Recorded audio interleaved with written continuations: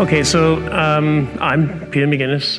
Until recently, I was a CEO of a company called Highway, and Highway was founded to try to solve the data problem for training neural networks. We spent 3 years building a simulator which is capable of producing fully annotated training data, initially aimed at automotive, but also applicable and later expanded into other areas.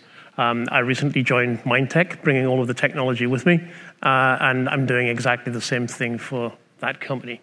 So I'm going to talk today about using simulators to, I should be more precise, using game engine-based simulators to produce training data for neural networks. So the title of the talk is phrased as a question: can simulation solve the training data problem? Clearly, I believe the answer is yes, because that's where I've been putting my efforts the last few years. And I'm going to tell you why, and I'm going to cover some of the reasons for that.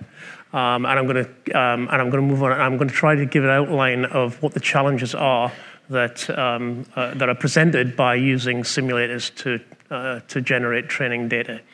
The previous talk that we had from the chap at Intel was very enlightening and illustrative. It told us about the problems of using real data to train, or preparing real data for training neural networks. If you take a look at what his workflow was, his real problems began after the data is acquired.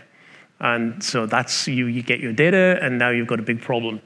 With simulators, it's the other way around. There are lots of benefits to that, but there's a lot of work to be done up front to prepare your simulator. Once you've got your simulator, it's very, very easy to prepare data.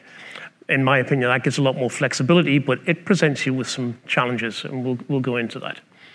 So the problem is this, and this is a truism now, that we need data. That we're hearing a lot at this conference about all these fantastic networks that people are going to use to solve enormous number of problems. But who's going to program these networks? Programming is training.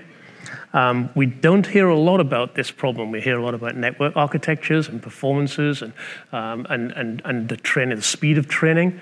But as the expression here is, the fuel that fuels the rocket ship doesn't get mentioned all of that often, but it's a critical part of the process. If you don't have access to data, you don't have a solution. You're dead in the water. So this is a very, very critical thing to handle.